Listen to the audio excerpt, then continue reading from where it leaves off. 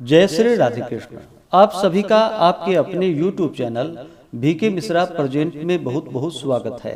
आइए आज आप सब जानेंगे वर्ष 2026 श्रावण मास कृष्ण पक्ष में संकष्टी चतुर्थी का व्रत कब धारण किया जा रहा है। तो जानेंगे व्रत के शुभ मुहूर्त के बारे में, पूजन समय के बारे में, इस दिन चंद्रोदय चंद्र दर्शन का क्या समय होगा। तो आइए जानते हैं इन सबों के बारे में। श्रावण मास कृष्ण पक्ष में पड़ने वाली चतुर्थी को इसे गजानन चतुर्थी के नाम से भी जाना जाता है। यह व्रत बड़ा ही पुण्य फलदायी माना गया है।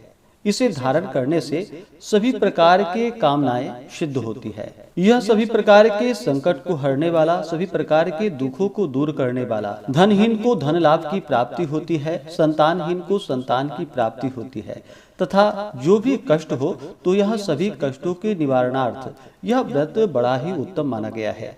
इस व्रत को पूर्व समय में स्वयं माता पार्वती जी ने अनादि काल से रह रहे विद्यमान भगवान गणेश जी का पूजन किया था और फिर इस पूजन व्रत के प्रभाव से भगवान शिव जी उन्हें पति रूप में प्राप्त हुए थे और फिर आगे जाकर के भगवान श्री कृष्ण के कहने पर युधिष्ठिर ने यह व्रत को धारण किया था। श्रावण मास कृष्ण पक्ष की चतुर्थी तिथि प्रारंभ समय जो कि 1 अगस्त 2026 दिन शनिवार रात्रि 11:08 और चतुर्थी तिथि की जो समाप्ति है वह 2 अगस्त 2026 दिन रविवार को रात्रि 11:17 पे चतुर्थी तिथि की समाप्ति है। तो इस बार सावन के महीने में संकष्टी चतुर्थी का व्रत जो कि 2 अगस्त 2026 दिन रविवार को सभी भक्तजन व्रत को धारण करेंगे। 2 अगस्त को ब्रह्म मुहूर्त का समय सुबह 3:49 से सुबह 4:37 तक होगा। सूर्योदय का समय सुबह 5:25, सूर्यास्त शाम 6:42 होगा। राहु काल का समय 2 अगस्त को शाम 5:03 से शाम 6:43 तक होगा। राहु काल समय के दौरान कोई भी शुभ कार्य या नया कार्य नहीं करना चाहिए, इस बात का ध्यान रखें। प्रातः काल पूजा का शुभ मुहूर्त 2 अगस्त को सुबह 7:05 से सुबह 8:45 तक होगा। शाम को पूजा का शुभ मुहूर्त शाम 6:43 से लेकर के रात्रि 10:44 तक पूजा का विशेष मुहूर्त होगा। चंद्रोदय का समय रात्रि 8:58 होगा। यह समय वाराणसी पंचांग के अनुसार है और फिर बहुत से जगहों पर जो कि चंद्रमा उदय का कुछ अंतराल होता है तो लगभग 9:24 पे सभी जगहों पर चंद्रोदय हो जाएगा। 2 अगस्त को योग जो कि अतिगंड होगा रात्रि 10:29 तक। उसके बाद शुकर्मा योग होगा। नक्षत्र पूर्वा भाद्रपद होगा रात्रि 9:38 तक। उसके बाद उत्तरा भाद्रपद नक्षत्र होगा। जो भी संकष्टी चतुर्थी का व्रत करते हैं उन्हें दिन भर उपवास रह करके विशेष प्रकार से शाम को चंद्रोदय से कुछ पूर्व ही स्नान आदि करके शुद्ध वस्त्र धारण करके भगवान गणेश जी का पूजन करे, साथ ही चौथ माता की पूजा करे और पूजन पूर्ण होने पर चंद्र देवता को कच्चे दूध का या जल का अर्घ्य प्रदान करके व्रत को पूर्ण कर सकते हैं। खास करके श्रावण मास में संकष्टी चतुर्थी व्रत के लिए बतलाया गया है। इस दिन व्रती को चाहिए कि प्रातः काल उठ करके व्रत का संकल्प लेना चाहिए कि जब तक चंद्रोदय नहीं होगा मैं निराहार व्रत को धारण करूंगा या करूंगी। इस प्रकार से संकल्प लेकर के अपने नाम, स्थान, गोत्र का उच्चारण करते हुए व्रत को धारण करें। इस दिन सफेद तिलों से स्नान करने के लिए जो कि इसका विशेष महत्व माना गया है।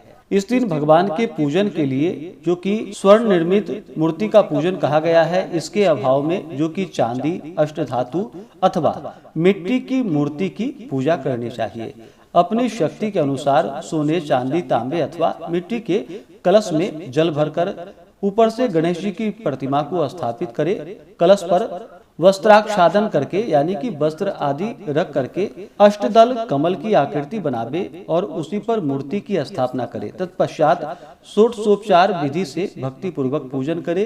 पहले भगवान गणेश जी का ध्यान करे, उसके बाद फिर जल, पुष्प, गंध, धूप, दीप आदि से भगवान गणेश जी की पूजा करे। इस व्रत में कहा गया है इस दिन विशेष करके जो कि 15 लड्डू बनाने चाहिए। सर्वप्रथम जो कि भगवान को लड्डू अर्पित करके उसमें से 5 लड्डू ब्राह्मण को दे, अपने सामर्थ्य के अनुसार दक्षिणा दे करके चंद्रोदय होने पर भक्ति भाव से अर्घ्य देवे। तदंतर 5 लड्डू का स्वयं भोजन करना चाहिए।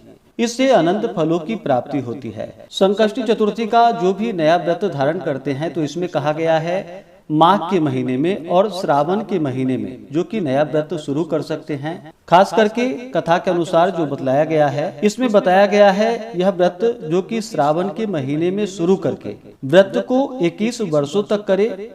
आप जीवन पर्यंत भी कर सकते हैं। यदि इतना करना संभव ना हो तो 1 वर्ष तक 12 महीनों के व्रत को करे। यदि इतना भी करना संभव ना हो तो 1 वर्ष के 1 मास का अवश्य ही व्रत करना चाहिए और फिर श्रावण कृष्ण चतुर्थी के दिन जाकर के व्रत का उद्यापन करना चाहिए। उद्यापन के लिए चाहिए कि सर्वप्रथम सर्वशास्त्र वेत्ता गणपति पूजक आचार्य आदि का जो कि वर्ण करे और फिर आचार्य की आज्ञा के अनुसार शास्त्रोक्त रीति से पूजन करना चाहिए। अपनी शक्ति के अनुसार 1008, 108, 28 अथवा 8 लड्डू से गणपति जी का हवन करे। केले के खंभे एवं तोरण आदि से ऊंचा मंडप बनावे। नृत्य गीत वाद्यादि से उत्सव करावे। भक्ति युक्त हो गुरु की पूजा करे। अपनी शक्ति के अनुसार सपत्नीक आचार्य को स्वर्ण गौ वस्त्र आभूषण छत्र जूता कमंडलू भूमि आदि दान करे।